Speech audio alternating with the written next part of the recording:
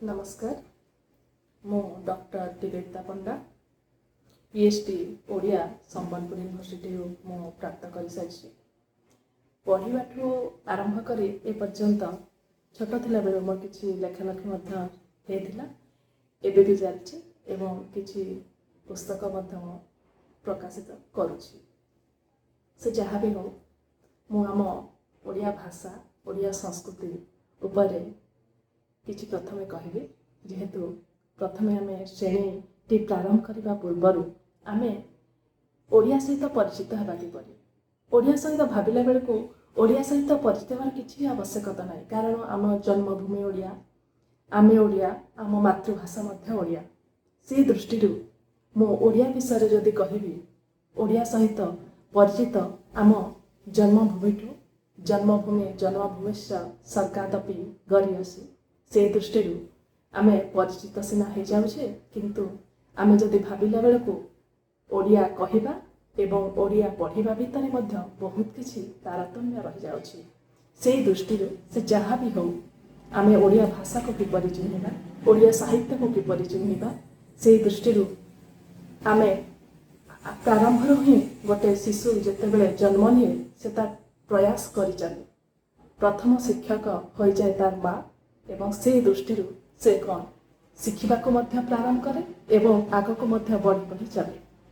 से जहाँ भी हो मु प्रथमे कहबी ओडिया भाषा रो विस्तार एवं ओडिया भाषा किपरि भावरे मनीष को तार कबलित करी आग को आग बढ़ी नहीं एवं जहाँकि आम श्रेणी माने आमे जो माने पढ़िया श्रेणी जोटा कि प्रथम एकादश श्रेणी कथा मु व्यक्तिगत भाव में कहवाक जाऊँ, जेहेतु यहाँ संपूर्ण भाव में एकादश श्रेणी पाठ्यक्रम एवं से दृष्टि ओडिया मातृभाषा जोटा कि संपूर्ण भाव में आधुनिक भारतीय भाषा भाव में परिचित, आधुनिक भारतीय भाषा आर्य भाषा जोटा कि संपूर्ण भाव में आर्य भाषा ही थिला, किंतु एबे आधुनिक भारतीय भाषा साहित्य ज्योति पुस्तक पुणे से लिखाई बाध्यतामूलक। से जहाँ भी हो प्रथम मु साहित्य भितर साहित्य विषय किछि कहि जाए। साहित्य कहले आमे कौन बुझू, साहित्य कहा को कहा जाए, साहित्यर अर्थ कौन। साहित्य संपूर्ण भाव में जी मनुष्यर सम्यक भाव में हित साधन करे ताहा होछि साहित्य। सम्यक विपरीत सम्यक अर्थ विस्तृत, विस्तृत भाव में संपूर्ण भाव में विस्तृत कौन माने मनीष जन्म नेबा ठू प्रारंभ करी ए पर्यंत माने मनीषर बयस वृद्धि प्राप्त हवा पर्यंत से जो समाज रहे सामाजिक सांस्कृतिक राजनैतिक ऐतिहासिक ए समस्त दृष्टि ताकू जे संपूर्ण भाव में मनीषर हित साधन करे से होछि साहित्य। से साहित्य को आमे किपरि बुझिबा, से साहित्य को किपरि आमे प्रथमे जानिबा। साहित्य प्रथमे शिक्षा दे मनीष को मनीषर हित साधन सहित मनीष को संसार किपरि समाज किपरि चलिबो ताकू संपूर्ण राह देखाए, संपूर्ण भाव में ताकू रास्ता देखाए एवं संपूर्ण भाव में साहित्य भी ता सबुदिन साथी हो जाए एवं आग को बढ़िया पाई मध्य ताकू कौन करे रास्ता देखाए। से दृष्टि आमे जदि भाविबा मु किंचित संपूर्ण भाव में कहिदेबी।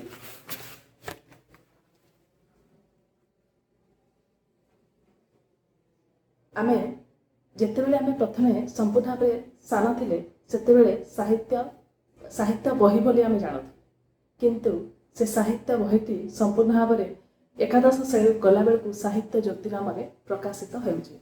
ए साहित्य ज्योति माने संपूर्ण भाव साहित्य ज्योति आधुनिक भारतीय भाषा बाध्यतामूलक शीर्षक लिखाई आपण माने देखुथिबे। साहित्य ज्योति माने पुस्तक। से दृष्टि माने ए साहित्य ज्योति पुस्तक को आमे प्रथमे किंचित जानिबा पूर्वर साहित्य विषय तम किंचित भाव में कहली एवं से किंचित मो संपूर्ण भाव में विस्तृत आड़ को गति करी। साहित्य ज्योति माने पुस्तक भाव में किपरि भाव में आमे साहित्य को चिन्हुचे जानुचे एवं ए साहित्य बही रे कौन कौन रही से दृष्टि मु जदि कहबी किंचित मात्रा रे कहिबे। बाध्यतामूलक ओडिया हिसाब से यहाँ गढ़ा जाइछि। आधुनिक भारतीय ଭାଷା ସମ୍ବନ୍ଧରେ ଛାତ୍ରଛାତ୍ରୀମାନଙ୍କୁ ପୁଙ୍ଖାନୁପୁଙ୍ଖ ଭାବେ ଅଧ୍ୟୟନ ଅବଗତ ଏବଂ ତଥା ସହିତ ପୁସ୍ତକଟିର ଉଦ୍ଦେଶ୍ୟ ନିହିତ ରହିଛି ଛାତ୍ରଛାତ୍ରୀଙ୍କ ମାନଙ୍କରେ ସାହିତ୍ୟ ସମ୍ପର୍କରେ କିଞ୍ଚିତ୍ ଅବଗତ କରାଇବା, କିଞ୍ଚିତ୍ ଜଣେଇବା ଏବଂ ସାହିତ୍ୟ ବିଷୟରେ ସମ୍ପୂର୍ଣ୍ଣ ଭାବରେ ଆଗକୁ ଗତି କରିନେବା। କିପରି ଆମେ ଏଇ ଯେଉଁ ଏକାଦଶ ଶ୍ରେଣୀର ପାଠ୍ୟପୁସ୍ତକକୁ ମାନେ ସମ୍ପୂର୍ଣ୍ଣ ଭାବରେ ଆମେ ଓଡ଼ିଆ ସାହିତ୍ୟର ଇତିହାସକୁ ଯେହେତୁ ଆମେ କଳନା କରିବା, ଓଡ଼ିଆ ସାହିତ୍ୟର ଇତିହାସ ଏକ ବିସ୍ତୃତ ଧାରା ମାନେ ଲିଟରେଚର ମାନେ ଲିଟରେଚର ସାହିତ୍ୟ ମାନେ ଯୋଉଟା ଆରିଷ୍ଟଟଲ କହିଥିଲେ literature is the mirror of society. କିନ୍ତୁ ସୋସାଇଟି ମାନେ କିପରି ଭାବରେ ଦର୍ପଣ ଭାବରେ କାମ କରୁଛି ସେ ଦର୍ପଣକୁ ଆମେ ସମ୍ପୂର୍ଣ୍ଣ ପ୍ରତିଚ୍ଛବିତ ମାନେ ଛାତ୍ରଛାତ୍ରୀ ମାନଙ୍କ ଆଗରେ ଦେଇପାରିବାନି।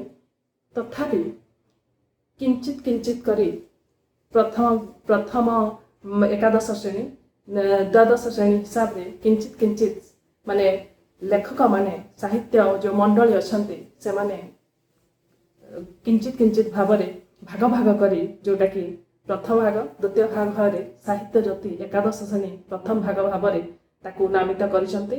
ସେହି ଦୃଷ୍ଟିରୁ ପ୍ରଥମ ଯେଉଁ ଏକକ ଅଛି ମାନେ ଗଦ୍ୟ ପଦ୍ୟ ଏକାଙ୍କିକା ବୋଧଜ୍ଞାନ ପରୀକ୍ଷଣ ବ୍ୟାକରଣ ଏସବୁକୁ ଯଦି ଆମେ ଅନୁଧ୍ୟାନ କରିବା, ଓଡ଼ିଆ ସାହିତ୍ୟକୁ ଯଦି ମୁଁ ପ୍ରଥମେ କିଞ୍ଚିତ୍ ମାତ୍ରାରେ କହିବି, ଓଡ଼ିଆ ସାହିତ୍ୟର ଇତିହାସ ଏକ ବିସ୍ତୃତ ବାରିଧାରା ସମୁଦ୍ର ପରି ତାର ଗତି। ତାକୁ ପ୍ରଥମେ ଯେଉଁ ଆମ ଓଡ଼ିଆ ସାହିତ୍ୟରେ ଆଦି ଯୁଗ ପ୍ରାରମ୍ଭ ହେଇଥିଲା, ଆଦି ଯୁଗ ପରେ ପଞ୍ଚସଖା ଯୁଗ ମାନେ ସାରଳା ଦାସ ଯେଉଁ ଆଦି ଯୁଗ ପ୍ରାରମ୍ଭ କଲେ ସାରଳା ଦାସ, ତାପରେ ପଞ୍ଚସଖା ପରେ ପରେ ରୀତି ପରେ ଗୀତି ପରେ ଆଧୁନିକ ପରେ ସବୁଜ ପ୍ରଗତି ତା ସହିତ ଉତ୍ତର ଆଧୁନିକତା ପର୍ଯ୍ୟନ୍ତ ଓଡ଼ିଆ ସାହିତ୍ୟ ଗତି କରି ଚାଲିଛି। ତାହା ଆମର ସେତେ ଜାଣିବା ମାନେ ପାଠ୍ୟକେନ୍ଦ୍ରିକ ହିସାବରେ ସେତେ ଜାଣିବା ଆବଶ୍ୟକତା ନାହିଁ। କିନ୍ତୁ ତଥାପି ଓଡ଼ିଆ ସାହିତ୍ୟ ଭାବରେ ଆମେ ସେ ମାତ୍ରାକୁ ଅନୁଧ୍ୟାନ କଲେ, ତାକୁ ଆକଳନ କଲେ ଆମେ ଆଧୁନିକ ପରବର୍ତ୍ତୀ ସାହିତ୍ୟକୁ ବିଶେଷ ଭାବରେ ଉକ୍ତ ପାଠ୍ୟକ୍ରମରେ ଅବଗତ କରାଇ ଦିଆଯାଇଛି। କିପରି ପ୍ରଥମ ଏକକ ମାନେ ଗଦ୍ୟ ପଦ୍ୟ ଆମେ ତ ଭାବିଲା ବେଳକୁ ପ୍ରଥମେ ଓଡ଼ିଆ ସାହିତ୍ୟ ପଦ୍ୟ ଆକାରରେ ହିଁ ପ୍ରକାଶିତ ପାଉଥିଲା। ପଦ୍ୟ ଯେଉଁଟାକି ବୋଧଗାନ ଦୋହା, ଯେଉଁଟାକି ଭାଷା ଆମେ ବୁଝିପାରୁନଥିଲେ, ସାନ୍ଧ୍ୟ ଭାଷାର ପ୍ରୟୋଗ ଥିଲା। କିନ୍ତୁ ସମୟର ପରିବର୍ତ୍ତନ କ୍ରମେ ସମୟ ଯେପରି ଅବଗତ ଗତି କରି ଚାଲିଛି ସେମିତି ମଣିଷ ମଧ୍ୟ ଅବଗତ ହୋଇପାରୁଛି ଏବଂ ଅବଗତରେ ସାହିତ୍ୟକୁ ମଧ୍ୟ ତାର ପରିବର୍ତ୍ତନ ହିସାବରେ ସେ ପରିଚାଳିତ କରୁଛି। ସେହି ଦୃଷ୍ଟିରୁ ଆଧୁନିକ ଯୁଗ ପ୍ରଥମେ ଯେତେବେଳେ ଆସିଲା ସେହି ଦୃଷ୍ଟିରୁ ଆଧୁନିକ ଯୁଗର ପରବର୍ତ୍ତୀ ସାହିତ୍ୟ ସମ୍ପୂର୍ଣ୍ଣ ଭାବରେ ଆଧୁନିକତା ଦେଇ ହିଁ ଗତି କଲା। ଆଉ ସେଇ ଆଧୁନିକତା ଠାରୁ ଆରମ୍ଭ କରି ସାହିତ୍ୟ ମଧ୍ୟ ବିଭିନ୍ନ ବିଭାଗରେ ବିଭାଗୀକରଣ ହେଲା, ଯେଉଁଟାକୁ ଆମେ ଓଡ଼ିଆ ସାହିତ୍ୟ ରୂପ ଗଦ୍ୟ ପାଇଲେ, ପଦ୍ୟ ପାଇଲେ, ଏକାଙ୍କିକା ପାଇଲେ, ଉପନ୍ୟାସ ପାଇଲେ। ତା ସହିତ ବ୍ୟାକରଣ ତ ଆଗରୁ ଥିଲା, ଓଡ଼ିଆ ସାହିତ୍ୟ ଯେଉଁଟାକି ବ୍ୟାକରଣ ଆରମ୍ଭରୁ ଥିଲା ଆଗକୁ ଥିବ ଏବଂ ବ୍ୟାକରଣ ଦ୍ୱାରା ହିଁ ଓଡ଼ିଆ ସାହିତ୍ୟଟି ମାନେ ସୌନ୍ଦର୍ଯ୍ୟ ବିମଣ୍ଡିତ ହୋଇପାରିଛି ଏବଂ ସେହି ଦୃଷ୍ଟିରୁ ମାନେ ଆଗକୁ ମଧ୍ୟ ବ୍ୟାକରଣକୁ ନେଇ ହିଁ ସାହିତ୍ୟ ସୌନ୍ଦର୍ଯ୍ୟମୟ ହେଇଛି ଏବଂ ହବ। ଆଉ ସେହି ଦୃଷ୍ଟିରୁ ତାର ଗତି ସ୍ଥଗିତ। ଆଉ ସେହି ଦୃଷ୍ଟିରୁ ଏହାକୁ ଛାଡ଼ିଦେଲେ ଆଉ ଗୋଟେ ବୋଧଜ୍ଞାନ ପରୀକ୍ଷଣ ଏସବୁକୁ ମାନେ ପ୍ରଥମ ପାଠ୍ୟ ପୁସ୍ତକରେ ଏକାଦଶ ଶ୍ରେଣୀରେ ଦିଆଯାଇଛି। ଆଉ ସେହି ଦୃଷ୍ଟିରୁ ମୁଁ ଯଦି ମାନେ କିଞ୍ଚିତ୍ ଯେଉଁ ଆମ ଓଡ଼ିଆ ବାଧ୍ୟତାମୂଳକ ଯେଉଁ ଅଛି ସମ୍ପୂର୍ଣ୍ଣ ଭାବରେ ସେ ଭିତରେ କ'ଣ କେଉଁ ଗଦ୍ୟ କେଉଁ କବିତା କେଉଁ ଏକାଙ୍କିକା ରହିଛି ତାହାକୁ ମୁଁ ପ୍ରଥମେ ଅବଗତ କରାଉଛି। ଗଦ୍ୟ ବିଭାଗରେ ଉପନ୍ୟାସର ଗୋଟେ ଅଂଶ, ଗୋଟେ ଭ୍ରମଣ କାହାଣୀ, ଗୋଟେ ଜୀବନୀ, ତଥ୍ୟ ଭିତ୍ତିକ ପ୍ରବନ୍ଧ, ଯେଉଁଟାକି ପ୍ରବନ୍ଧ କହିଲେ ଆମେ କ'ଣ ବୁଝୁ, କିପରି ବୁଝୁ, ପ୍ରବନ୍ଧ ଅର୍ଥ କ'ଣ, ତାହା ସମ୍ପୂର୍ଣ୍ଣ ଭାବରେ ସେଥିରେ ସଂଯୋଜିତ କରାଯାଇଛି। କାରଣ ପିଲାମାନେ ସମ୍ପୂର୍ଣ୍ଣ ଭାବରେ ଯେହେତୁ ଏକାଦଶ ଶ୍ରେଣୀର ଛାତ୍ରଛାତ୍ରୀ ସେ ଦୃଷ୍ଟି ସେମାନଙ୍କୁ କେମିତି ଅବଗତ କରିବା ପାଇଁ ସେମାନେ ବୃହତ୍ ପ୍ରବନ୍ଧ ହେଲେ ମଧ୍ୟ ସେମାନଙ୍କ ଠାରୁ କିଛି ଅଂଶ ଆଣିକି ଉକ୍ତ ସାହିତ୍ୟ ଜ୍ୟୋତି ପୁସ୍ତକରେ ସଂଯୋଜିତ କରାଇ ଦେଇଛନ୍ତି। ଗଦ୍ୟ ବିଭାଗରେ ଆମେ ଗୋଟେ ଉପନ୍ୟାସର ଗୋଟେ ଅଂଶ ପାଇବା, ଗୋଟେ ଭ୍ରମଣ କାହାଣୀର ଅଂଶ ପାଇବା, गोटे आत्मजीवनी अंश पाइबा आ गोटे तथ्यभित्तिक प्रबंधर आमे अंश से पाइबा संपूर्ण नुह किंचित किंचित।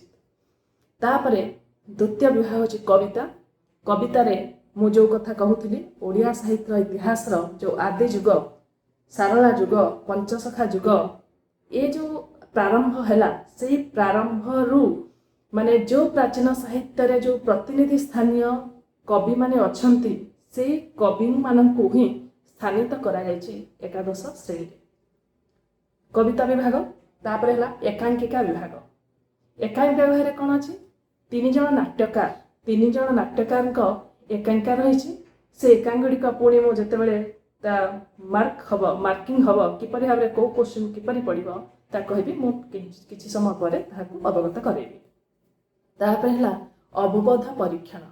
अवबोध परीक्षण कहले आमे कोन बुझू अवबोध परीक्षण अवबोध हेबा अवगत हेबा गोटे जिनिस रे आमे किपरि अवगत हेबा आमे से जिनिस को आमे केते दूर बुझीछे केते दूर जानिछे एवं कौन कले आमे जानिबा ताकू आमे केते दूर अवगत होइछे तार परीक्षण। अर्थात माने किछि गद्य थिबो किछि पद्य थिबो आ सेही गद्य पद्य को संपूर्ण भाव में से लिखन परिसर को आनी ताकू आमे परीक्षण करेबा। अर्थात माने गद्य पद्य अनुच्छेद सहित से संवाद माने सेतिरे पुनी संवाद लिखन को स्थगित करा जायछि। संवाद लिखन किपरि आमे संवाद टे लिखिबा किछि मनकर रास्ता रे किछि घटी जायछि किछि गाँ रे घटिछि किछि समाज रे तोर किछि घटिछि ताकू आमे संवाद रे किपरि आमे स्थानित करिबा किपरि संवाद आमे किपरि लिखिबा से दृष्टि से गद्य पद्य अनुच्छेद सहित संवाद लिखन को मध्य परिसरभुक्त करा जायछि माने अवबोध परीक्षण रे। तापर रहला प्रबंध और व्याकरण कला। प्रबंध प्रबंध कहले आमे कोन बुझू प्रबंध प्रबंध प्र जुग बंध जुग समान प्रबंध जदि आमे ताको प्रकृति प्रत्यय करिबा प्रबंधर प्रकृति प्रबंध समान प्रबंध माने प्रबंध किपरि लिखा जाए छुआ दिने माने लेखा पढ़ी भी थिबो जोटा कि वर्षा ऋतु गोटे गाईर आत्म कहानी एटा छोट छोट क्लास रे माने लेखा जाउथला किंतु ताहा संपूर्ण भाव में परिवर्तन रूप जेहेतु बृहत क्लास रे किछि आमे परिवर्तन नै कि माने लेखिबा किछि उच्च शैलीर गद्यभित्तिक प्रबंध जोटा कि सत्यता थिबो व्यक्तिनिष्ठता थिबो किंचित ठकी नथिबा संपूर्ण भाव में जहाँ सत्य जहाँ प्रकृष्ट भाव में बंधा ताहा होछि प्रबंध माने सेथिरे किंचित मिथ्या नथिबो ताहा संपूर्ण सत्य उपरे पर्यवेसित होइथिबो ताकू आमे कहिबा प्रबंध। सेही प्रबंध किपरि लिखिबा उक्त माने प्रबंध लिखन तो नुहे प्रबंधर किछि परिसरभुक्त करा जिवो आ सेही भितर ही 150-200 शब्द मध्यरे आमे लिखिबा प्रबंध आ सेही प्रबंधटी व्याकरणगत स्थानित करा जायछि। जहाँ भी हो पुणी रही पत्र लिखन। पत्र लिखन तुम ग्राम रे किछि पानीय जल जोगाण असुविधा होइछि से दृष्टि बीडीओ निकट को पत्रटीए लेख माने पत्रटी आमे किपरि लिखिबा तुमको छुट्टी दरखास्त तुमको छुट्टी नहीं घर को जीवार अछि तुम अध्यक्ष प्रिंसिपाल का निकट को किपरि पत्रटीए लिखिबो ए सब जो पत्र लिखन प्रणाली पत्र को आमे किपरि लिखिबा से पत्र लिखन प्रणाली प्रबंध पत्र लिखन एवं व्याकरण माने प्रबंध पत्र लिखन व्याकरण गोटे परिसर गोटे एकक रे दिया जायछि आ ता सहित व्याकरण को मध्य संयुक्त करा जायछि।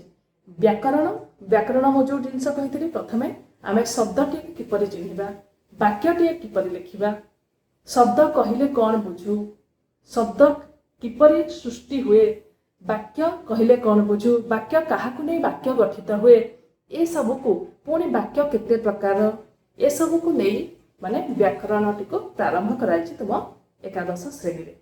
से दृष्टि जहाँ भी हो एटा तो आमे जानिले गद्य कविता एकांकिका अवबोध परीक्षण प्रबंध और व्याकरण एटा होछि बाध्यतामूलक साहित्य ज्योति पुस्तक माने जे संकलन करिछि प्रथम एकादश श्रेणी एतिकी दियाइछि ए भितरे कौन कौन निहित अच्छी ताको मो टिके कहबे। माने संपूर्ण भाव तो चलित वर्ष ता सहित 2020 मसीहा प्रारंभ करी ए पर्यंत जोटा कि संपूर्ण भाव विश्व एक एपरी भाव गति कर जाड़ा कौन माने गोटे आशंकार जीवन अतिवाहित कला भली संपूर्ण भाव सब से बंचुची से दृष्टि किपरि संपूर्ण भाव परीक्षा हो कि अन्य किछि कार्य हो ताको संपूर्ण भाव बाध्य बाधकतार मनीष गोटे चिंता नहीं जीवन टी अतिवाहित करुछि से जहाँ भी हो कौन करा जीव से दृष्टि चलित वर्ष ये जो कोरोना महामारी पाठ्यकशला को संपूर्ण भाव में किंचित संकुचित करा जायछि। कम माने जेतिकी थिला 5टी प्रबंध थिला से भितर 3टी दिया जायछि, 6टी कविता थिला से 3टी दिया जायछि। एमती संकुचित प्रबंध संकुचित पद्य ता सहित ए सब को कम कम करी संकुचित करी संपूर्ण भाव में पाठ्यकशलाटी को तैयारी करा जायछि। से जहाँ भी हो मु जो कहूली प्रथम एकक गद्य रही प्रथम एकक प्रथम एकक जो गद्य रही कौन ओडिया साहित्य इतिहास कथा टिके मन पकईदेवी। माने ओडिया साहित्य इतिहास जो आदि जुग सारला जुग पंचसखा जुग ये अवनति क्रम जोटा कि उत्तराधुनिकता ए पर्यंत मध्य कवि मान को प्रारंभ ए पर्यंत किछि किछि स्थानित होई प्रबंधटीर सेमती माने जेमती कविता मानकर जेमती किछि आधुनिक प्रख्यात कवि मानक कविता गुड़िक दि जाइछि सेहीपरि प्रबंध विभाग में दि जाइछि जोटा कि सरसुपदर लिखिछन्ति। सरसुपदर गोटे गद्य बा उपन्यास संपूर्ण भाव में गोटे संकलन नुह उपन्यास किछि अंश कही सेहीपरि से उपन्यास जोटा कि गोपीनाथ महांती लिखित तांकर जो उपन्यास अच्छी से उपन्यास किंचित अंश सरसुपदर गद्य स्थानित कराइछि। तेणु गद्यटीर ना रखा जाइछि केवल सरसुपदर किंतु ताहा संपूर्ण भाव में गोटे गद्य संकलन नहे। सरसुपदर गद्य ता सहित कुंज बिहारी दास का आत्मजीवनी गोटे पुस्तक अच्छे से आत्मजीवनी पुस्तक ये जो गोपीनाथ उपन्यास इन उपन्यास 300 पेज थी से 300 पेज को आणिकी संपूर्ण भाव में गोटे एकादश श्रेणी छात्र छात्री मान निकट में थोड़ा संभव नुह। से दृष्टि कौन है संपूर्ण भाव में किंचित अंश को ही दि जाइए। सेहीपरि उपन्यास जमती किंचित अंश सेहीपरि कुंज बिहारी दास का आत्मजीवनी एक बृहत पुस्तक से पुस्तक भितर किंचित अंश झेलम नदी रे संध्या झेलम नदी रे संध्या होछि ताहा एक कौन माने गोटे भ्रमण प्रवर्तित किंचित अंश से झेलम नदी किपरि कौन देखा किपरि से किपरि जाइथिले लेखक माने ए सब को से आकलन करिकी माने गोटे भ्रमण कहानी माने झेलम नदी रे संध्या दिया जाइछि। सेहीपरि जो आत्म गोटे भ्रमण कहानी किंचित अंश ता सहित गोटे आत्मजीवनी अंश जोटा कि मधुबाबू संपूर्ण भाव पुस्तक टी थोड़ा निश्चित भाव असंभव। से दृष्टि से कौन कले मधुबाबू किंचित अंश को आजीवनी पुस्तक किंचित अंश को मधुबाबू गद्य स्थानित कले। तीनोटी गद्य अच्छी जोटा कि सरसुपदर झेलम नदी रे संध्या मधुबाबू ये तीनोटी प्रबंध गद्य दि जाइछि। ता सहित द्वितीय एकक जो पद्य अच्छी से पद्य माने कही मु ओडिया साहित्य इतिहास जोटा कि आदि जुग सारला जुग से सारला जुगर माने साहाड़ा वृक्ष गोटे कविता को स्थानित कराइछि। तापरे आम पंचसखा जुगरे 5टी कवि मध्यरु जो मुख्य माने जगन्नाथ दास के लिखित कौन लिखिथिले भागवत जोटा कि प्रत्येक घरे घरे एवं मध्य संपूर्ण भाव में गादी रखी पूजा करा जाए सबुदिन पाठ करा जाए।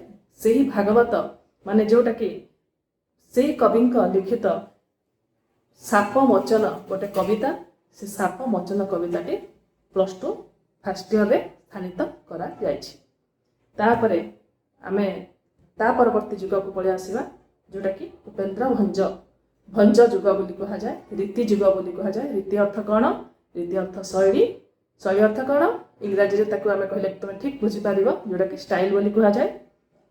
ଶୈଳୀ ମାନେ କିପରି ଶୈଳୀରେ ଲେଖିବା, କିପରି ଭଙ୍ଗୀରେ ଲେଖିବା, ସେଇ ଭଙ୍ଗୀ ମାନେ ଯୋଉଟାକି ଉପେନ୍ଦ୍ର ଭଞ୍ଜ ହେଉଛନ୍ତି ବିଶିଷ୍ଟ ମାନେ କବି, ଆଳଙ୍କାରିକ ଯୁଗର କବି, ମୁଖ୍ୟତଃ ମାନେ ଅଳଙ୍କାର ଯୁଗ ବୋଲି ତା ରୀତି ଯୁଗକୁ ମଧ୍ୟ କୁହାଯାଏ। ସେହି ଭଙ୍ଗୀପୂର୍ଣ୍ଣ ସାହିତ୍ୟକୁ ଦର୍ଶାଇଛନ୍ତି କିଏ? ଉପେନ୍ଦ୍ର ଭଞ୍ଜ ତାଙ୍କ ମିତ୍ରତା କବିତାଟି।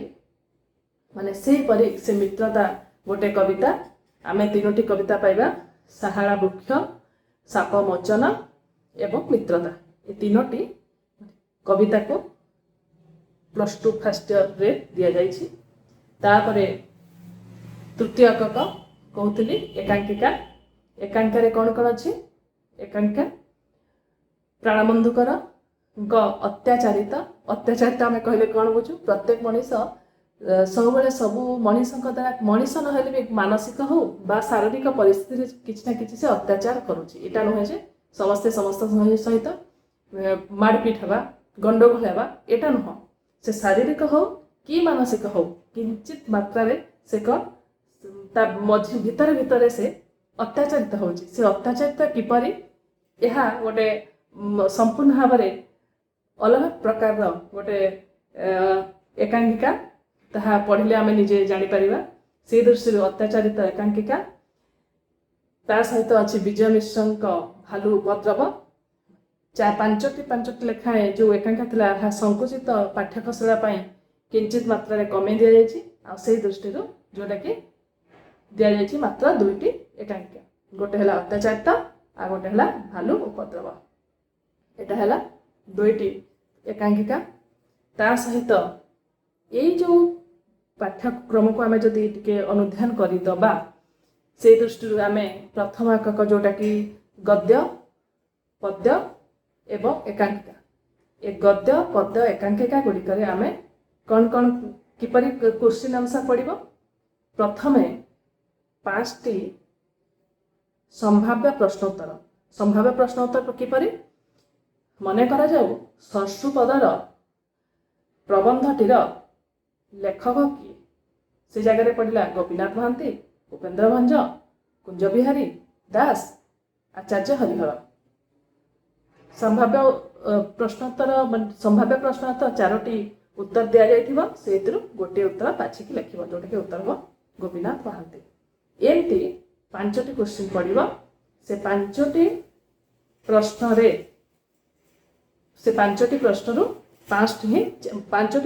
4ଟି ହିଁ କରାଯିବ। ସେ 4ଟି କରାଯିବ। ତା ସହିତ ପ୍ରଥମ କ୍ୱେଶ୍ଚିନ୍, ତାପରେ 2 ନମ୍ବରରେ କ'ଣ ହେବ? 4ଟି ଗୋଟିଏ ନମ୍ବର ବିଶିଷ୍ଟ ପ୍ରଶ୍ନ ପଡ଼ିବ। ସେଥିରୁ 3ଟି ଉତ୍ତର ଦିଆଯିବ ଗୋଟିଏ ଗୋଟିଏ ବାକ୍ୟରେ।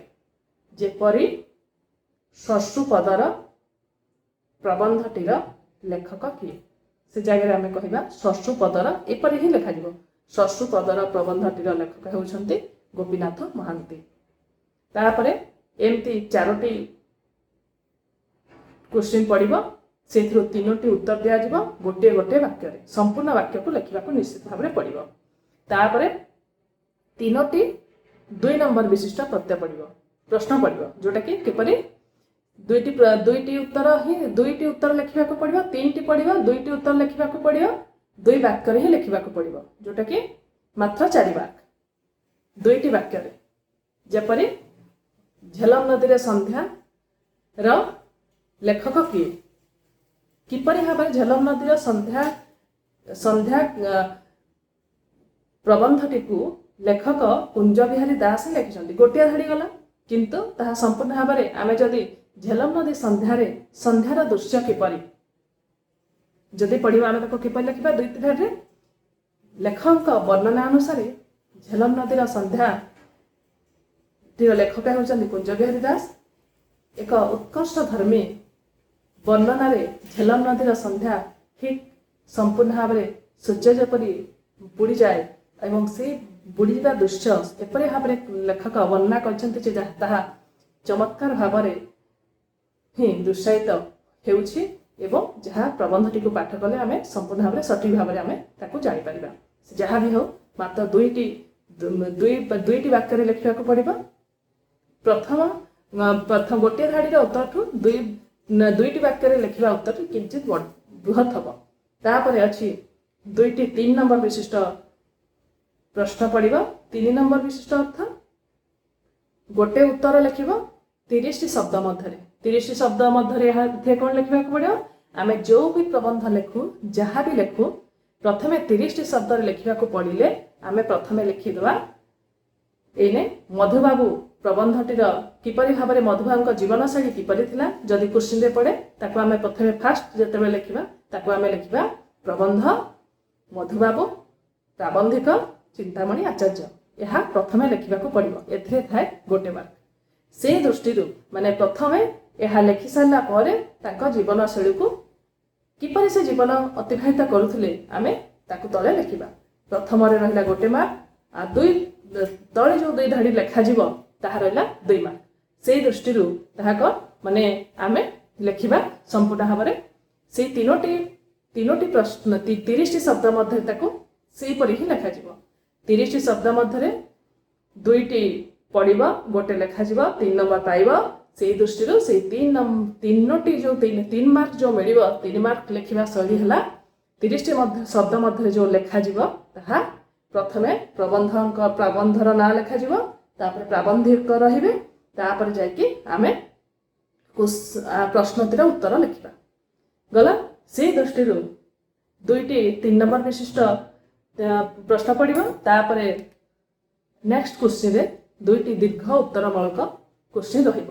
ସେଇ ଦୀର୍ଘ ଉତ୍ତରମୂଳକ କୋଶ୍ଚିନ୍ରେ 150ଟି ଶବ୍ଦ ମଧ୍ୟରେ ଲେଖିବାକୁ ପଡ଼ିବ। 150ଟି ଶବ୍ଦ। 150ଟି ଶବ୍ଦରେ ଆମେ ପ୍ରଥମେ ଲେଖିବା ଲେଖକଙ୍କ ବର୍ଣ୍ଣନା, ଦ୍ୱିତୀୟରେ ପ୍ରଶ୍ନରେ ଯାହା ପଡ଼ିଛି ତାର କିଛି ବର୍ଣ୍ଣନା, ତାପରେ ବିଶଦ ଭାବରେ କିଞ୍ଚିତ୍ ବର୍ଣ୍ଣନା ରହିବ ସେଇ ପ୍ରଶ୍ନଟିର ଉତ୍ତରରେ, ଯେଉଁଟାକି ସମ୍ପୂର୍ଣ୍ଣ ଭାବରେ 150ଟି ଶବ୍ଦରେ ତାହା ଲେଖିବାକୁ ପଡ଼ିବ। ସେ ଦୃଷ୍ଟିରୁ ଏହା ରହିଲା ଯେଉଁଟାକି କେବଳ 5 ମାର୍କ ପାଇବ। 2ଟି ପ୍ରଶ୍ନ ପଡ଼ିବ, ଗୋଟେ ଲେଖିବାକୁ ପଡ଼ିବ, 5 ମାର୍କ ପାଇବ। ଏଇଟା ହେଲା ସମ୍ପୂର୍ଣ୍ଣ ଭାବରେ କ'ଣ ଗୋଟେ ଏକକରୁ 20ଟି ଲେଖାଏଁ ନମ୍ବର ପଡ଼ିବ। 20 ମାର୍କ। ଗୋଟିଏ ଏକକ 20 ମାର୍କ, ଗୋଟିଏ ଏକକ 20 ମାର୍କ। ସେହିପରି ମାନେ ସମ୍ଭାବ୍ୟ ପ୍ରଶ୍ନ ଉତ୍ତର, ଗୋଟିଏ ବାକ୍ୟରେ ଉତ୍ତର, 2ଟି ବାକ୍ୟରେ ଉତ୍ତର, 30ଟି ଶବ୍ଦ ମଧ୍ୟରେ ଉତ୍ତର ଏବଂ ଦୀର୍ଘ ଉତ୍ତରମୂଳ 150ଟି ଶବ୍ଦ। ଏସବୁ ଯେଉଁ 20 ମାର୍କ, ପ୍ରବନ୍ଧରୁ 20 ମାର୍କ, ଦ୍ୱିତୀୟ ଏକକ ପଦ୍ୟରୁ 20 ମାର୍କ, ତୃତୀୟ ଏକକ ଏକାଙ୍କିକାରୁ 20 ମାର୍କ ପଡ଼ିବ। ଏସବୁ ଗଲା ପ୍ରଥମ ଏକକ, ଦ୍ୱିତୀୟ ଏକକ, ତୃତୀୟ ଏକକ। ତତ୍ ସହିତ ଆମେ ବୋଧଜ୍ଞାନ ପରୀକ୍ଷଣରେ ଆମେ କ'ଣ ପାଇବା? ବୋଧଜ୍ଞାନ ପରୀକ୍ଷଣ ଯେଉଁଟାକି ଗୋଟେ ଗଦ୍ୟ ଅନୁଚ୍ଛେଦ, ଗୋଟେ ଗଦ୍ୟର ଅନୁଚ୍ଛେଦ ଦିଆଯିବ। ସେଇ ଗଦ୍ୟଟି ଯେଉଁ ପ୍ରବନ୍ଧର ବି ହେଉନା କାହିଁକି, ଯେଉଁ ନିଜର ପାଠ୍ୟପୁସ୍ତକ ପ୍ରବନ୍ଧ ନହେଲେ ମଧ୍ୟ ଅନ୍ୟ ବି ପ୍ରବନ୍ଧ ହେଇଥାଇପାରେ, ସେହି ଦୃଷ୍ଟିରୁ ଗୋଟେ ଅନୁଚ୍ଛେଦ ପଡ଼ିବ। ସେଥିରୁ 4ଟି 1 ନମ୍ବର ବିଶିଷ୍ଟ ପ୍ରଶ୍ନ ପଡ଼ିବ। 1 ନମ୍ବର ବିଶିଷ୍ଟ ପ୍ରଶ୍ନ ପଡ଼ିବା ସହିତ ପ୍ରତ୍ୟେକ ପ୍ରଶ୍ନର ଉତ୍ତର ଗୋଟେ ବାକ୍ୟରେ ଦେବାକୁ ପଡ଼ିବ। ସେଇଟା 1×4, ସେଥିରେ ତୁମେ 4 ମାର୍କ ପାଇବ। ତାପରେ ସେଥିରୁ 3ଟି ପ୍ରଶ୍ନ ଯେଉଁଟାକି 3ଟି ବିଶିଷ୍ଟ ପ୍ରଶ୍ନ ପଡ଼ିବ। ସେଇ 3ଟି ବିଶିଷ୍ଟ ପ୍ରଶ୍ନରୁ 2ଟି ଉତ୍ତର 2ଟି ଦେବାକୁ ପଡ଼ିବ। ସେ 3ଟି ପ୍ରଶ୍ନ ପଡ଼ିବ ଯେଉଁ ସେଥିରୁ ଉତ୍ତର 2ଟି ବାକ୍ୟରେ ଦେବାକୁ ପଡ଼ିବ। ଆଉ ସେଇଟା 2ଟି ବାକ୍ୟରେ ଯେହେତୁ ଦେବାକୁ ପଡ଼ିବ, 2ଟି ବାକ୍ୟର ଅର୍ଥ ଏଇଟା 2 ଧାଡ଼ିରେ ଲେଖିବାକୁ ପଡ଼ିବ ଆଉ ତାହା 6 ନମ୍ବର। 3ଟି କୋଶ୍ଚିନ୍, 2ଟି ଧାଡ଼ି, 2ଟି ଧାଡ଼ିରେ ତାହା ଲେଖିବାକୁ ପଡ଼ିବ ଆଉ ସେଥିରେ ତୁମେ ପାଇବ 6 ନମ୍ବର। ତାପରେ ଗୋଟେ ସେଇଥିରେ କ'ଣ ପଡ଼ିବ, 4 ନମ୍ବର ବି ପଡ଼ିଲା। ଏକ ଧାଡ଼ି ବିଶିଷ୍ଟ ଗୋଟିଏ ଧାଡ଼ିରେ ଯେଉଁ ଲେଖିବାକୁ ପଡ଼ିବ 4ଟି କୋଶ୍ଚିନ୍, ଆଉ ଏଥିରୁ 2ଟି ଯେଉଁ ଧାଡ଼ିରେ ଲେଖିବାକୁ ପଡ଼ିବ ସେଟା 3ଟି କୋଶ୍ଚିନ୍। ସେଥିରେ ତୁମେ ପାଇଲ 4 ନମ୍ବର, ଏଥିରେ ତୁମେ ପାଇଲ 3 ଦୁଗୁଣେ 6 ନମ୍ବର। 6×4 10 ହେଲା। ତାପରେ ତୁମର ରହିଲା ସେଇ ଏକକରେ ଅଜ୍ଞାତ କବିତା। ଅଜ୍ଞାତ କବିତା ଅର୍ଥ ଏଇଟା ନୁହେଁ ଯେ ତୁମେ ସାହାଡ଼ା ବୃକ୍ଷ ପଢିଛ ସାହାଡ଼ା ବୃକ୍ଷରୁ ପକାଯିବ, ସାପ ମୋଚନରେ ପଢାଯାଇଛି ସାପ ମୋଚନ ଦିଆଯିବ, ସେଟା ନୁହଁ। ଅନ୍ୟ ଯେଉଁ କେଉଁ କବିତା ହଉ ତାହା ମାନେ ସେଥିରେ ପାଠ୍ୟପୁସ୍ତକରେ ଦିଆଯାଇଛି ସେଇଥିରେ ତାହା ଦିଆଯାଇଛି ଏବଂ ସେଇ ଅଜ୍ଞାତ ଯେକୌଣସି ଅଜ୍ଞାତ କବିତାଟିଏ ଦିଆଯିବ ଆଉ ସେଇ ଅଜ୍ଞାତ କବିତା ଭିତରୁ ସେଇଟା ପୁଣି 4ଟି ତୁମେ କରିବ, ଗୋଟିଏ ଗୋଟିଏ ବାକ୍ୟରେ ଲେଖିବ ଏବଂ ସେଇ 4ଟି ଉତ୍ତରକୁ ଯେଉଁ ଲେଖିବା ବେଳେ ତାହା କ'ଣ ଗୋଟେ ଗୋଟେ ବାକ୍ୟରେ ଲେଖାଗଲା 4 ମାର୍କ ପାଇଲ। ତାପରେ ପୁଣି ସେଇଥିରୁ କୌଣସି ମାନେ ଏପରି ଏକ କ୍ୱେଶ୍ଚିନ୍ ପଡ଼ିବ ଯେଉଁଟା ପୁଣି 2 ଧାଡ଼ିରେ ଲେଖିବାକୁ ପଡ଼ିବ, 3ଟି ପ୍ରଶ୍ନ ଲେଖିବ। ସେଇ 2 ଧାଡ଼ିରେ ଲେଖିଲେ ମଧ୍ୟ ତାହା ହେଲା 3 ଗୁଣେ 6 ନମ୍ବର ପାଇଲ। ଏଇ ସବୁ ମିଶେଇକି ମାନେ 20 ସବୁ ଏକକରୁ 20 ନମ୍ବର ପଡ଼ିବ। ଆଉ ସେଇ 20 ନମ୍ବର ହେଲା ତୁମର ଗଦ୍ୟରୁ 20, ପଦ୍ୟରୁ 20, ତୁମ ଏକାଙ୍କିକାରୁ 20। ତାପରେ ରହିଲା ପଞ୍ଚମ ଏକକ ପ୍ରବନ୍ଧ ଏବଂ ବ୍ୟାକରଣ। ପ୍ରବନ୍ଧ ଓ ବ୍ୟାକରଣ ଯେଉଁ ପ୍ରବନ୍ଧରୁ 20 ମାର୍କ, ପ୍ରବନ୍ଧ ଓ ବ୍ୟାକରଣ ମିଶିକି 2ଟା ଯାକ 20 ମାର୍କ ପଡ଼ିବ। ପ୍ରବନ୍ଧରୁ 3ଟି ପ୍ରଶ୍ନ ଦିଆଯିବ, ସେ 3ଟି ପ୍ରଶ୍ନରୁ ତୁମର ଯେଉଁଟା ଇଚ୍ଛା ସେଇଟା ତୁମେ କରିବ ଏବଂ ଯେକୌଣସି ଗୋଟେ ପ୍ରଶ୍ନର ଉତ୍ତର ଯେଉଁ ଲେଖିବ 150ରୁ 200 ଶବ୍ଦ ମଧ୍ୟରେ ଲେଖିବାକୁ ପଡ଼ିବ। ସେଠି ଯେମିତି 5 ମାର୍କ ଲଙ୍ଗ କ୍ୱେଶ୍ଚିନ୍ ଦୀର୍ଘ ଉତ୍ତରମୂଳକ ପ୍ରଶ୍ନ 5 ମାର୍କ ଲେଖିଥିଲ, ସେ 5 ମାର୍କରୁ ମାନେ 150ରୁ 200 ଶବ୍ଦ ମଧ୍ୟରେ ଲେଖିବାକୁ ପଡ଼ିବ। ଆଉ ସେଥିରେ 5 ନମ୍ବର ପାଇବ। ଏବଂ ଯେଉଁଟା କହୁଥିଲି ପଦ ପ୍ରକରଣ କହିଲେ ଆମେ କ'ଣ ବୁଝୁ? ବ୍ୟାକରଣ। ଶବ୍ଦ କହିଲେ କ'ଣ ବୁଝୁ, ପଦ କହିଲେ କ'ଣ ବୁଝୁ, ପଦ କେତେ ପ୍ରକାରର, ପଦ କାହାକୁ କୁହାଯାଏ, ସେହିପରି ସେଇ ପଦ ପ୍ରକରଣରେ ଅଛି ବିଶେଷ୍ୟ ଅଛି, ବିଶେଷଣ ଅଛି, ସର୍ବନାମ ଅଛି, ଅବ୍ୟୟ ଅଛି, କ୍ରିୟା ଅଛି। ବିଶେଷ୍ୟ କହିଲେ ଆମେ କ'ଣ ବୁଝୁ, ବିଶେଷଣ କାହାକୁ କୁହାଯାଏ, ସର୍ବନାମର ଅର୍ଥ କ'ଣ, ଅବ୍ୟୟ ଅର୍ଥ କ'ଣ, କ୍ରିୟା କହିଲେ କ'ଣ ବୁଝୁ, ଏଇ ସବୁ ଗୋଟେ ଗୋଟେ ଧାଡ଼ି ଦିଆଯାଇଥିବ। ଏଇ ବାକ୍ୟଟିରୁ ବିଶେଷ୍ୟ ପଦଟିକୁ ଚିହ୍ନାଅ। ଏଇ ବାକ୍ୟଟିରେ ବିଶେଷ୍ୟ ପଦଟି କେଉଁଟି ଯଦି ପଡ଼େ, ଏମିତି ଯଦି କ୍ୱେଶ୍ଚିନ୍ ପଡ଼ିବ ସେଟା ବିଶେଷ୍ୟରୁ 3ଟି କ୍ୱେଶ୍ଚିନ୍ ପଡ଼ିବ, 3ଟି ଲେଖିବାକୁ ପଡ଼ିବ, ପୁଣି ବିଶେଷଣରୁ 3ଟି, ସର୍ବନାମରୁ 3ଟି, ଅବ୍ୟୟରୁ 3ଟି, ତା ସହିତ କ୍ରିୟାରୁ 3ଟି ପଡ଼ିବ। ଏଇ ଯେଉଁ କ୍ରିୟାର ଏସବୁ ମିଶିକି ହେଲା 15 ନମ୍ବର। 3 3 6 3 9 10 12 13 14 15ଟି କ୍ୱେଶ୍ଚିନ୍ ପଡ଼ିବ ତୁମର ବ୍ୟାକରଣରୁ, ବ୍ୟାକରଣ 15 ଏବଂ ପ୍ରବନ୍ଧ ହେଲା 5, 15 5 20। ତୁମେ ପ୍ରବନ୍ଧରୁ ପ୍ରଥମ ଏକକ ହେଲା ଯେଉଁଟା ଗଦ୍ୟ, ପଦ୍ୟ, ଏକାଙ୍କିକା, ପ୍ରବନ୍ଧ, ବ୍ୟାକରଣ ଏସବୁ ମିଶିକି 100 ମାର୍କର ପ୍ରଶ୍ନ ପଡ଼ିବ। 100 ମାର୍କ 3 ଘଣ୍ଟାରେ ସମ୍ପୂର୍ଣ୍ଣ ଭାବରେ ପ୍ରଶ୍ନଟିକୁ କଭର କରିବାକୁ ପଡ଼ିବ। ସରିଗଲା। ଏଇଟା ମାନେ ସିଲାବସ୍ ଅନୁଯାୟୀ ଗୋଟେ ସଂକୁଚିତ ସିଲାବସ୍ ଅନୁଯାୟୀ ମାନେ ଏମିତି ଆଗରେ ବି ପଡ଼ୁଥିଲା, ଯେଉଁଟାକି ସଂକୁଚିତ ସିଲାବସ୍ ହେଲେ ମଧ୍ୟ 100 ମାର୍କ ଏପରି ଭାବରେ କ୍ୱେଶ୍ଚିନ୍ ପ୍ୟାଟର୍ନ କରାଯାଇଛି। ସେ ଯାହା ବି ହଉ ଏସବୁକୁ ଆମେ ଯଦି ସମ୍ପୂର୍ଣ୍ଣ ଭାବରେ ଯଦି ନ ପଢ଼ୁ ତାହେଲେ ତାହା ଅନୁଭବ କରିବା, ବୁଝିବା ଏବଂ ଯଦି ଠିକ୍ ଭାବରେ ଅନୁଭବ ନ କରିବା କି ନ ବୁଝିବା ତାହେଲେ ଆମେ ପରୀକ୍ଷାଟିକୁ ମଧ୍ୟ ଠିକ୍ ଭାବରେ ଦେଇପାରିବା ନାହିଁ କି ମାର୍କ ମଧ୍ୟ ଆଣିପାରିବା ନାହିଁ। ପ୍ରାୟତଃ ସବୁ ପିଲା ଅନୁଭବ କରନ୍ତି ଯେ ହଁ ପରୀକ୍ଷା ପାଖ ଥିବ ଆମେ ପାଠ ପଢ଼ିଦେବୁ, କିନ୍ତୁ ତାହା ସମ୍ପୂର୍ଣ୍ଣ ଭାବରେ ଭୁଲ। ଯେଉଁଟାକି ଆମେ ଯଦି କିଛି ସବୁଦିନ କିଛି ପଢ଼ିବା ତାହେଲେ ଆମେ ଆମ ପରୀକ୍ଷା ସହିତ ଆମେ ଭଲ ମାର୍କ ମଧ୍ୟ ଆଣିପାରିବା। ଯେଉଁଟାକି ପ୍ରାୟତଃ ପିଲା ଭାବେ ହଁ ମାସେ ଥିବ ପଢ଼ିଦେବୁ, ତାହା ସମ୍ପୂର୍ଣ୍ଣ ଭାବରେ ଭୁଲ। ଆମେ ଯଦି ପଢ଼ୁଛେ ତାହେଲେ ଗୋଟେ ପିଲାକୁ ଓଡ଼ିଆ ଏବଂ ଇଂରାଜୀ ହିଁ ତାକୁ ସମ୍ପୂର୍ଣ୍ଣ ଭାବରେ ତା ମାର୍କଟିକୁ ଡିଭିଜନରେ ମିଶାଇବାକୁ ବିଶେଷ ଭାବରେ ପ୍ରଚେଷ୍ଟା କରେ। ଗୋଟେ ପିଲା ଯଦି ଠିକ୍ କରିଛି ସେ ସମ୍ପୂର୍ଣ୍ଣ ଭାବରେ 90 95 ମଧ୍ୟ ଆଣିପାରିବ। ତାହା ଆମେ ନିଜେ ଯଦି ଠିକ୍ ଭାବରେ ନ ପଢ଼ିବା ତାହା ସମ୍ପୂର୍ଣ୍ଣ ଭାବରେ ତାକୁ ଆଣିବା କଷ୍ଟକର।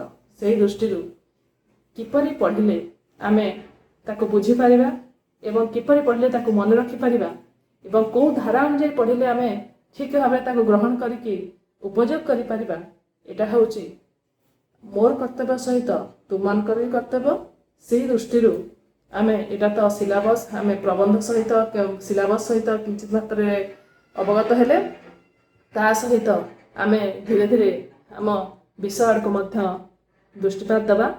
ବିଶେଷ ଭାବରେ ଆମେ ପ୍ରଥମେ ପ୍ରାରମ୍ଭ କରିବା ଶସ୍ୟୁପଦର ଯେଉଁଟା ପ୍ରବନ୍ଧ। ଲେଖକ ହେଉଛନ୍ତି ଗୋପୀନାଥ ମହାନ୍ତି। ଗୋପୀନାଥ ମହାନ୍ତି ଆମେ କହିଦିଏ ଗୋପୀନାଥ ମହାନ୍ତିଙ୍କ ବିଷୟରେ ଏବଂ ତାପରେ ଆମେ ଝେଲମ ନଦୀର ସନ୍ଧ୍ୟା ମଧୁବାବୁ ଏମିତି ସବୁ ଗୋଟେ ଗୋଟେ କରି ମାନେ କ୍ଲାସ୍ କରିବା। ସେଇ ଦୃଷ୍ଟିରୁ ମାନେ ଆମେ କିପରି ଭାବରେ ଏଇଟା ଆମେ ସିଲାବସ୍ଗତ କିଛି ଭାବରେ ତୁମେ ସିଲାବସ୍ ସହିତ ଅବଗତ ହେଲ ଏବଂ ଏଇଟା ହେଉଛି 100 ମାର୍କର ତୁମ ପାଠ୍ୟକ୍ରମରେ ପାଠ୍ୟ ଯେଉଁ ଖସଡ଼ାରେ ଦିଆଯାଇଥିବା ବିଷୟ ଏବଂ ସେ ବିଷୟରୁ ଆମେ ପ୍ରଥମେ ପ୍ରାରମ୍ଭ କରିବା ଗଦ୍ୟ। ଗଦ୍ୟ କହିଲେ ଆମେ କ'ଣ ବୁଝୁ? ଗଦ୍ୟ କହିଲେ ଆମେ କ'ଣ ବୁଝୁ ତାହା କହିଦିଏ। ଗଦ୍ୟ ଯେଉଁଟାକି ଗଦ୍ୟ ଲିଖନ ଶୈଳୀ। ଗଦ୍ୟ ଏବଂ ପଦ୍ୟ ପିଲାମାନେ ସମ୍ପୂର୍ଣ୍ଣ ଭାବରେ ବୁଝିପାରନ୍ତିନି। ଗଦ୍ୟ କାହାକୁ କୁହାଯାଏ, ପଦ୍ୟ କାହାକୁ କୁହାଯାଏ। ପଦ୍ୟ ଗାନ କରାଯାଏ, ଗଦ୍ୟ ପଢ଼ାଯାଏ କି ବାକ୍ୟ ଭାବରେ ତାହା ଲିଖିତ ଥାଏ ଏବଂ ସେଇ ବାକ୍ୟ ଗୁଡ଼ିକୁ ମାନେ ଗଦ୍ୟ ସମ୍ପୂର୍ଣ୍ଣ ଭାବରେ ବାରି ହୋଇ ପଡ଼େ ଏବଂ ସେଇ ଗଦ୍ୟ ଏବଂ ପଦ୍ୟ କ'ଣ ସମ୍ପୂର୍ଣ୍ଣ ଭାବରେ କବିତା ଆକାରରେ ଥିବ। ତାକୁ ଗୋଟେ ସ୍ୱରରେ ଗାନ କରାଯାଇଥିବ, ଗୋଟେ ଲହରରେ ଗାନ କରାଯାଇଥିବ। କିନ୍ତୁ ଏହା ନୁହେଁ ଯେ ଆଧୁନିକ ଗଦ୍ୟ କବିତା ବି ମଧ୍ୟ ସମ୍ପୂର୍ଣ୍ଣ ଭାବରେ ପରିବର୍ତ୍ତନ। ଗଦ୍ୟ ଛନ୍ଦର ପ୍ରୟୋଗ କରାଯାଇଛି ଆଧୁନିକ ଓଡ଼ିଆ କବିତାରେ। କିନ୍ତୁ ମାନେ ଆଗକାଳର କବିତା ସମ୍ପୂର୍ଣ୍ଣ ଭାବରେ ଅଲଗା। ତାର ଗୋଟେ ସ୍ୱର ଥିଲା, ତାର ଗୋଟେ ତାଳ ଥିଲା, ତାର ଗୋଟେ କିପରି ସ୍ୱରରେ ଗାନ କରାଯିବ, କେଉଁ ଅଳଙ୍କାରର ସେଥିରେ ପ୍ରୟୋଗ ଅଛି, କେଉଁ ଛନ୍ଦର ପ୍ରୟୋଗ ଅଛି, ସେଇ ଛନ୍ଦଟିକୁ ଆମେ କିପରି ଗାନ କରିବା, ଏସବୁ ସମ୍ପୂର୍ଣ୍ଣ ଭାବରେ ପରିବର୍ତ୍ତନ ହୋଇକି ଆଜି ଆଧୁନିକ ଓଡ଼ିଆ କବିତା ମଧ୍ୟ ସମ୍ପୂର୍ଣ୍ଣ ଭାବରେ ପରିବର୍ତ୍ତନ। ତାହା ଗଦ୍ୟ ଛନ୍ଦରେ ମଧ୍ୟ ଗାନ କରାଯାଉଛି। ତାହା ସମ୍ପୂର୍ଣ୍ଣ ଭାବରେ ଯେଉଁଟାକି ମାନେ ପାର୍ଥକ୍ୟ ରହୁଛି ଏବଂ ସେ ଯାହା ବି ହେଉ ଆମେ ପଦ୍ୟ ଆଡ଼କୁ ନ ଯାଇ ପ୍ରଥମେ ଆମେ ଦୃଷ୍ଟିପାତ କରିବା ଗଦ୍ୟ ଆଡ଼କୁ, ଯେଉଁଟାକି ଗଦ୍ୟ ଶସ୍ୟୁପଦର ପ୍ରାବନ୍ଧିକ ବା ଗଦ୍ୟର ଲେଖକ ହେଉଛନ୍ତି ଗୋପୀନାଥ ମହାନ୍ତି। ଗୋପୀନାଥ ମହାନ୍ତି କିଏ? ଆମେ ପ୍ରଥମେ ଶସ୍ୟୁପଦର ପ୍ରବନ୍ଧ ସହିତ ପରିଚିତ ହେବାରୁ ଆମେ ଗଦ୍ୟର ଲେଖକ ପ୍ରାବନ୍ଧିକ ଗୋପୀନାଥ ମହାନ୍ତିଙ୍କ ସହିତ ପରିଚିତ ହେବା।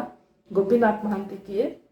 ଓଡ଼ିଆ ସାହିତ୍ୟରେ କିପରି ତାଙ୍କର କିପରି ଓଡ଼ିଆ ସାହିତ୍ୟ ସେ କିପରି ଖ୍ୟାତି ଅର୍ଜନ କରିଛନ୍ତି, ସେ କ'ଣ ଲେଖା ଲେଖିଛନ୍ତି, ସେ କେଉଁ କୃତି ପାଇଁ ସେ ସମ୍ପୂର୍ଣ୍ଣ ଭାବରେ ତାଙ୍କର ସାର୍ଥକ କୃତି ପାଇଁ ସେ ସମ୍ମାନିତ ହୋଇଛନ୍ତି, ଏସବୁକୁ ଆମେ କିଞ୍ଚିତ ବୁଝିଦେଉ। ତାପରେ ଯାଇକି ଆମେ ଶସ୍ୟୁପଦର ପ୍ରବନ୍ଧଟିକୁ ଆମେ ପ୍ରାରମ୍ଭ କରିବା।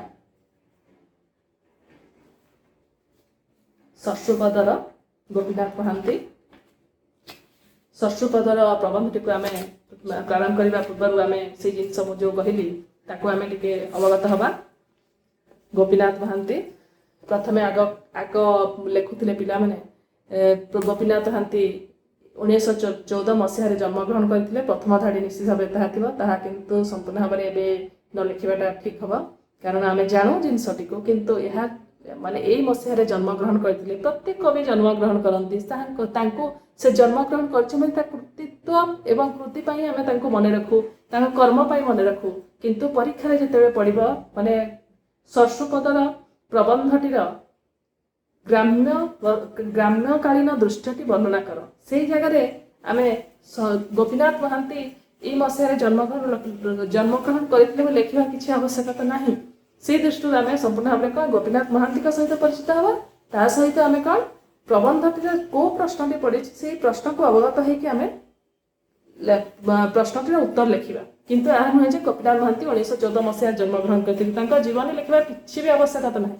ସେ ଦୃଷ୍ଟିରୁ ଆମେ ଯାହା ବି ହେଉ ଗୋପୀନାଥ ମହାନ୍ତି ଏଇ ମସିହାରେ ଜନ୍ମଗ୍ରହଣ କରିଥିଲେ ଜାଣିଥିବାଟା ନିହାତି ଦରକାର, କିନ୍ତୁ ଏହା ନୁହେଁ ଯେ ପରୀକ୍ଷା କୋଶ୍ଚିନ୍ରେ ଲେଖିବା। 1914 ମସିହାରେ ଜନ୍ମ, 1991ରେ ମୃତ୍ୟୁ। ଗୋପୀନାଥ ମହାନ୍ତି 1914 ମସିହାରେ ଜନ୍ମଗ୍ରହଣ କରିଥିଲେ, 1991 ମସିହାରେ ମୃତ୍ୟୁବରଣ କରିଥିଲେ। ଆଧୁନିକ ଓଡ଼ିଆ କଥା ସାହିତ୍ୟ ମୁଁ ଯେଉଁ କହୁଥିଲି, ଓଡ଼ିଆ ସାହିତ୍ୟର ଯେତେ ବି ଯୁଗ ଆସିଛି ଆଧୁନିକ ଯୁଗରେ ହିଁ ଓଡ଼ିଆ ସାହିତ୍ୟର ପରିବର୍ତ୍ତନ ଘଟିଛି ଏବଂ ସେହି ପରିବର୍ତ୍ତନ କିପରି ଉପନ୍ୟାସ, ଗଳ୍ପ, ନାଟକ, ଏକାଙ୍କିକା ଏସବୁ ପ୍ରଭାଗରେ ବିଭାଗୀକରଣ ହୋଇଯାଇଛି। ଆଉ ସେଇ ବିଭାଗୀକରଣ ଭିତରୁ ଆମେ ଉପନ୍ୟାସଟିକୁ ମଧ୍ୟ ପାଇଥାଉ। ସେହି ଦୃଷ୍ଟିରୁ ଲେଖକ ଆଧୁନିକ ଓଡ଼ିଆ ସାହିତ୍ୟ ବୋଲି କୁହାଯାଇଛି। ଆଧୁନିକ ଓଡ଼ିଆ ସାହିତ୍ୟର ଜଣେ ପ୍ରଖ୍ୟାତ ସ୍ରଷ୍ଟା ହେଉଛନ୍ତି ଗୋପୀନାଥ ମହାନ୍ତି। ଜଣେ ସୁପରିଚିତ ସ୍ରଷ୍ଟା, ଅସାଧାରଣ ପ୍ରତିଭାର ଅଧିକାରୀ। ସେ ଉପନ୍ୟାସ ରଚନା କ୍ଷେତ୍ରରେ ଲେଖନୀ ଚାଳନା କରି ଏକ ନୂତନ ଦିଗନ୍ତ ଉନ୍ମୋଚନ କରିଥିଲେ। ଯେତେବେଳେ ଓଡ଼ିଆ ସାହିତ୍ୟ ପ୍ରଥମେ ଲେଖାଗଲା, ମାନେ ଓଡ଼ିଆ ସାହିତ୍ୟ ମାନେ ଯେତେବେଳେ ଗୋଟେ ଯେମିତି ପଦ୍ମମାଳୀ ଉପନ୍ୟାସ ଯିଏ ପ୍ରଥମେ ନୂତନ କରି ଷ୍ଟାର୍ଟ କରିଲା, ସେହି ଦୃଷ୍ଟିରୁ ଆମେ ତାକୁ ପ୍ରଥମ ସ୍ରଷ୍ଟା ବୋଲି କହୁ। କିନ୍ତୁ ସେଇ ସ୍ରଷ୍ଟା ଭିତରେ ମଧ୍ୟ କିଛି ନୂଆ ଜିନିଷ ଥାଏ ଯୋଉଟାକି ଲେଖକ ତାକୁ ଆବିଷ୍କାର କରିଥାଏ। ସେଇ ଆବିଷ୍କାର କରିଛନ୍ତି କିଏ? ଗୋପୀନାଥ ମହାନ୍ତି। ସେ ପ୍ରଥମ ଉପନ୍ୟାସ ସ୍ରଷ୍ଟା ନୁହନ୍ତି, କିନ୍ତୁ ସେ ଉପନ୍ୟାସରେ କ'ଣ ଆବିଷ୍କାର କଲେ ଯେ ଏମିତି ସେ ସ୍ରଷ୍ଟା ହେଇଗଲେ, ଯୋଉଟା ଓଡ଼ିଆ ଉପନ୍ୟାସ କ୍ଷେତ୍ରରେ ଏପରି ଲେଖନୀ ଚାଳନା କଲେ, ଗୋଟେ ନୂତନ ଦିଗନ୍ତର ସେ ଉନ୍ମୋଚନ କଲେ। ବିଶେଷ ଭାବରେ କ'ଣ ସେ ଦିଗଟି ଉନ୍ମୋଚନ କଲେ? ବିଶେଷ ଭାବରେ ଆଦିବାସୀ ଜୀବନ ଚିତ୍ର। ଆଦିବାସୀମାନେ କିପରି ଜୀବନଯାପନ କରନ୍ତି, ସେମାନଙ୍କର ଜୀବନଶୈଳୀ କିପରି, ସେମାନଙ୍କ ସାମାଜିକ ପରିସଂସ୍ଥାନ କିପରି, ସେମାନେ କେଉଁ ପରିବେଶରେ ରହନ୍ତି, ସେହି ପରିବେଶ ଭିତ୍ତିକ ଆଦିବାସୀ ଜୀବନ ଭିତ୍ତିକ ଶୈଳୀକୁ ସେ ତାଙ୍କ ଉପନ୍ୟାସ ଗୁଡ଼ିକରେ ଚିତ୍ରିତ କରିଛନ୍ତି, ଯେଉଁଟାକି ବିଶେଷ ଭାବରେ ଆଦିବାସୀ ଜୀବନ ଚିତ୍ର। ତାଙ୍କର ଦୃଷ୍ଟିଭଙ୍ଗୀ ଅନତିକ୍ରମ୍ୟ। ସେ ଏପରି ଦୃଷ୍ଟିଭଙ୍ଗୀରେ ଦୁଃସାହିତ କରିଛନ୍ତି ଆଦିବାସୀ ଜୀବନ ଚିତ୍ରକୁ ତାଙ୍କ ଉପନ୍ୟାସ ମାଧ୍ୟମରେ, ତାହା ଏବେ ବି ସେ କାଳଜୟୀ ହୋଇଯାଇଛନ୍ତି ତାଙ୍କ କୃତି ଗୁଡ଼ିକ ପାଇଁ। ତାଙ୍କର କାହିଁକି ତାଙ୍କର ବର୍ଣ୍ଣନା ଭଙ୍ଗୀ ଯେପରି ସ୍ୱତନ୍ତ୍ର, ସେହିପରି ଚିତ୍ର ଚରିତ୍ର ଉପସ୍ଥାପନରେ ସେ ମଧ୍ୟ ଅଦ୍ୱିତୀୟ। ମାନେ ଏପରି ଭାବରେ ଗ୍ରାମ୍ୟ ପରିସ୍ଥିତିକୁ ଏପରି ଭାବରେ ସେ ଆକଳନ କରିଛନ୍ତି, ତାହା ସମ୍ପୂର୍ଣ୍ଣ ଭାବରେ ଯିଏ ଅନୁଭବ କରିବ, ଯିଏ ପଢ଼ିବ, ଯିଏ ଉପନ୍ୟାସ ଭିତରେ ମଜିଯିବ, ସେହି କେବଳ ଜାଣିପାରିବ।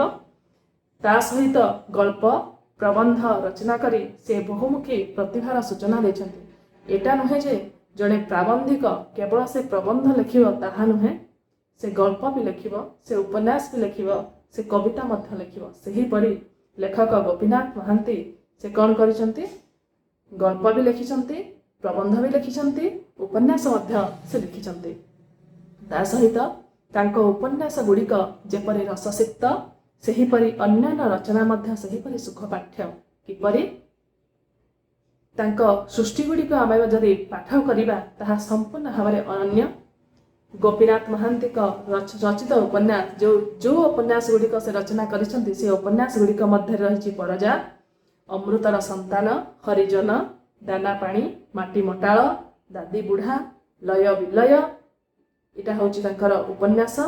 ସେ ଉପନ୍ୟାସ ସହିତ କ୍ଷୁଦ୍ର ଗଳ୍ପ ଗୁଡ଼ିକ ହେଲା ଘାସ ଫୁଲ, ଉଡ଼ନ୍ତା ଖଇ, ନାଟକ, ମୁକ୍ତି ପଥେ, ଆଲୋଚନା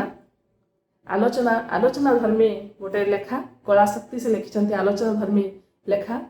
ତା ସହିତ ଜୀବନୀ, ଉତ୍କଳମଣି ସେ ଜୀବନୀ ଲେଖିଛନ୍ତି। ଉତ୍କଳମଣିଙ୍କ ଜୀବନୀକୁ ସେ ସମ୍ପୂର୍ଣ୍ଣ ଭାବରେ ଦୁଃସାହିତ କରିଛନ୍ତି ତାଙ୍କ ଜୀବନୀ ପୁସ୍ତକରେ। ଏବଂ ଆତ୍ମଜୀବନୀ ଲେଖିଛନ୍ତି ସ୍ରୋତସ୍ୱତୀ ଗୋପୀନାଥ ମହାନ୍ତି। ତାଙ୍କର ଆତ୍ମଜୀବନୀ ପୁସ୍ତକର ନାଁ ହେଉଛି ସ୍ରୋତସ୍ୱତୀ। ପୁସ୍ତକ ଓଡ଼ିଆ ସାହିତ୍ୟରେ ଶ୍ରୀମଣ୍ଡିତ କରିଛି। ଏହିସବୁ ହେଉଛି ତାଙ୍କ କୃତି। ତା ସହିତ ଭାରତବର୍ଷର ଉଲ୍ଲେଖଯୋଗ୍ୟ ସାହିତ୍ୟ ସମ୍ମାନ ଜ୍ଞାନପୀଠ ପୁରସ୍କାର ସେ ପାଇଛନ୍ତି। ଲାଭ କରିବା ସହିତ ଓଡ଼ିଶାର ପ୍ରଥମ ସାରସ୍ୱତ ସ୍ରଷ୍ଟା କିଏ? ଗୋପୀନାଥ ମହାନ୍ତି। ଗୋପୀନାଥ ମହାନ୍ତି ହେଉଛନ୍ତି ପ୍ରଥମ ଓଡ଼ିଆ ସାରସ୍ୱତ ସ୍ରଷ୍ଟା। ଆଉ ସେହି ଦୃଷ୍ଟିରୁ ସେ କ'ଣ, ସେ ଏପରି ଭାବରେ ଜ୍ଞାନପୀଠ ପୁରସ୍କାର ବି ପାଇଲେ ଏବଂ ତା ସହିତ ସେ ପ୍ରଥମ ସାରସ୍ୱତ ସ୍ରଷ୍ଟା, ମାନେ ତାଙ୍କ କୃତି ଗୁଡ଼ିକ ପାଇଁ ହିଁ ସେ ପ୍ରାପ୍ତ କରିଛନ୍ତି। ଆଉ ଏ ଯେଉଁ ପ୍ରାପ୍ତ, ମାନେ ସେ ଯେଉଁ ଜନ୍ମଗ୍ରହଣ କରିଥିଲେ, ତାଙ୍କର କଟକ ଜିଲ୍ଲାର ନାଗବାଲିଠାରେ ସେ ଜନ୍ମଗ୍ରହଣ କଲେ। ନାଗବାଲିଠାରେ ଜନ୍ମଗ୍ରହଣ କରି ସେ କ'ଣ କରିଛନ୍ତି? ସେ ଜନ୍ମଗ୍ରହଣ କରିଦେଲେ ସିନା, କିନ୍ତୁ ତାଙ୍କ କର୍ମ, ତାଙ୍କ କୃତିତ୍ୱ, ତାଙ୍କ ଲେଖନ ଶୈଳୀ ପାଇଁ ସେ ଏବେ ବି ଜୀବିତ। ଓଡ଼ିଆ ସାହିତ୍ୟରେ ସେ ସବୁଦିନ ପାଇଁ ଜୀବିତ ଥିବେ।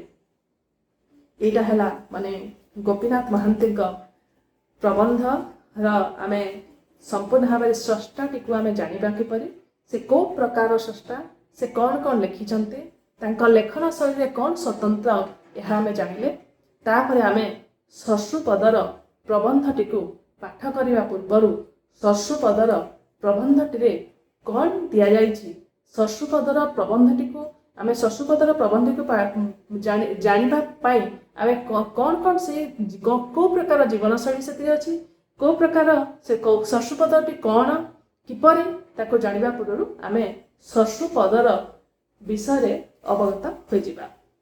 देख गोपीनाथ महांती जो कहते उपन्यास स्रष्टा थे यह नुहे गोटे उपन्यास को थोड़ा संपूर्ण भाव में काठिकर पाठ हेले ताहा कौन से शश्रुपदर जो प्रबंध आमे जो पढ़ुचे से शश्रुपदर जो परजा से उपन्यास लिखिछन्ति से परजा उपन्यास रु शश्रुपदर विषय संगृहित परजा उपन्यास 350 पेज से 350 पेज को आनिके रखिबा ताहा सठिक नुह से कौन से किंचित अंश को उद्धार करा जाइछि शश्रुपदर प्रबंध टिरे परजा उपन्यास किंचित अंश शश्रुपदर उपन्यास शश्रुपदर प्रबंधटी को उपन्यास आसी शश्रुपदर प्रबंधटी परजा उपन्यास रु आसी। एही स्मरणीय उपन्यास आरंभ शश्रुपदर ही होइछि। शश्रुपदर कौन देख शश्रुपदर माने गोटे व्यक्ति विशेष ना गोटे गोटे व्यक्ति ना गोटे जगार नाम कौन जे आमे ताहा पढ़िले जानि परिबा। कोरापुट रु लक्ष्मीपुर जीवा रास्ता रे माने कोरापुट रु लक्ष्मीपुर जीवा रास्ता रे गोटे धर्मद्वार घाटी पड़े से धर्मद्वार घाटी निकटस्थ गोटे छोट गाँ होची शश्रुपदर। गोटे धाड़िया क्वेश्चन आसी पारिबा जोटा शश्रुपदर माने शश्रुपदर केउठी जदी क्वेश्चन रे पड़िबो कौन कोरापुट रु लक्ष्मीपुर जीवा रास्ता रे धर्मकुहार घाटी निकटस्थ गोटे छोट गाँ जो छोट गाँ टी अवस्थित अछि ताहा होची शश्रुपदर। शश्रुपदर गाँ रे 3टी जातिर लोक वास करते। 3टी जाति कौ जाति आमे प्रबंध पाठ कले ताहा आमे जानि परिबा। से जाति भितरु से प्राकृतिक जो शश्रुपदर गाँर जो प्राकृतिक परिवेश रही से परिवेश जो गढ़ी उठी तार गाँटी अत्यंत मनोरम दृश्य से मनोरम दृश्य किपरि जीवनशैली कौ माने वास करते किपरि जीवनशैली से जीवनशैली किपरि ताहा कौन से शश्रुपदर प्रबंधटी पढ़िले आमे जानि परिबा। ता सहित से जनजाति मनीष सर्वोपरि सेमानक आदिवासी माने जीवन वास्तव में निष्कपट भारी सह निष्कपट सरल विश्वासी एवं से सरल विश्वासी निष्कपट मनीषर उदाहरण आमे से शश्रुपदर प्रबंधटी को पाठ कले ही ताहा सेमाने किपरि जीवनशैली करते सेमानकर भाषा किपरि सेमानकर जीवनशैली किपरि तांकर खाद्यपेय कौन सेमाने कौन पिंधंती कौन नहीं कि सेमाने तांकर चलनी चलंती ताको आमे शश्रुपदर प्रबंधटी को आमे पाठ कले पढ़िले आमे जानि परिबा। शश्रुपदर वास्तव एवं जीवनध्वनि वर्णना पाठक को स्पर्श करने सह जनजाति जीवन चर्चा को उन्मोचित कर सहाय होछि। माने जो जनजाति माने तुम्हें भाव माने मनीष आज ये माने अत्याधुनिक 21 शताब्दी में पहुँचलानी हेले भी गोटे गोटे गाँव में एबे भी कौन जो जनजाति माने सेमाने विद्युत सरबराह कौन सेमाने जानि नाहंती सेमाने को वस्त्र पिंधिबे जानि नाहंती सेमाने से जंगल संपूर्ण भाव में जंगल भितर ही सेमानक जीवनशैली निर्भर करे। जंगल से रुहंती जंगल तांकर व्यवसाय तांकर जीवनशैली संपूर्ण भाव में से जंगल के ऊपर ही निर्भर करे। आ से दृष्टि से सेमाने आत्मतृप्ति लाभ करती से भीतर ही सेमाने से भगवान को खोजती आ से भीतर ही सेमाने तांकर जीवनशैली को सुंदर भाव में गोटे एपरी भाव में जीवनचर्या जीवन बीतांती वास्तव में ताहा संपूर्ण भाव में जीवंत धर्मी मन हुए। जोटा कि पढ़िले आमे शश्रुपदर पढ़िले ही आमे अवगत हो पारिबा। आमे जोटा कि शश्रुपदर प्रबंध शश्रुपदर गोटे गाँर विषय जो 3टी जनजाति विषय लिखाई से जनजाति माने किपरि भाव में जीवन निर्वाह करती से जीवनशैली किपरि आ से जीवनशैली को आमे पढ़िले ही शश्रुपदर प्रबंध को अवगत हवा जोटा कि आमे नेक्स्ट क्लास रे पढ़िबा। एतिकरे रहउछि।